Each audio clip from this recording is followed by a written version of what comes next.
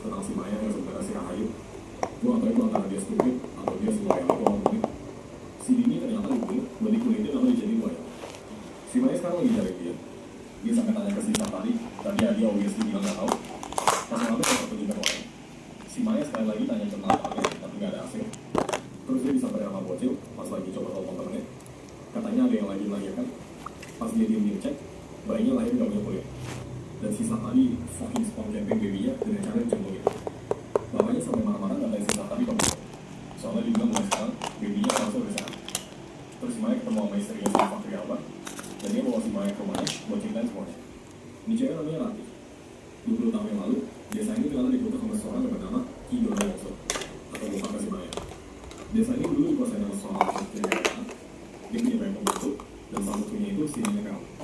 Namanya Nyi Isnu. Dia juga adalah namanya si Santani. Suatu hari kepala desanya punya anak yang dinamain Dono Wongso.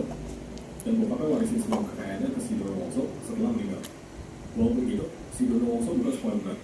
Tapi dia ahli dalam membuat wayang sama dalang. Suatu hari dia jatuh cinta sama gadis yang katanya paling cantik di desanya. Namanya Nyai Shinta. Mereka tapi gak pernah punya baby sampai 3 tahun ke depan. Dan anehnya dia itu hamil 5 tahun kemudian.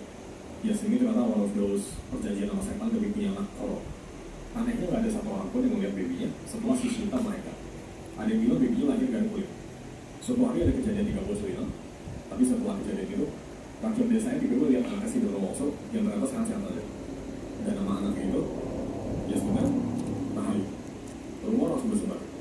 Ada bilang si Dono Wongso diculik 3 bocil itu buat dijadiin tumbal supaya anaknya bisa sembuh. Suatu malam si Santani ngatain si Dono Wongso pakai orang hitam. Terus si Dono Wongso langsung crashing out sama bunuhin semua musisinya. Tapi dia juga gak lagi. Tapi entah apa dari situ ada mirip si Freddie Mercury. Pembunuh setianya si Dono Wongso langsung bawa kabur si Rahayu ke kota. Dan sejak itu, desa ini dikutuk. Gak ada satu baby yang langsung punya kulit. Karena ada satu baby yang digalain di hidup tanpa kulit. Dan orang itu sekarang menderita banget. Jadi semenjak itu mereka mutusin buat spawn camping. Ya timeline-nya rada gak masuk akal kalau juga. Supaya mereka bisa tahu anak kesesara atau kagak itu butuh waktu yang lumayan lama. Soalnya ya nungguin baby jadi dewasa itu butuh waktu bertahun-tahun. Jadi maksudnya mereka nungguin bocil jadi dewasa cuma buat lihat ujung-ujungnya siapa berkarya. Which is gak mungkin BTW.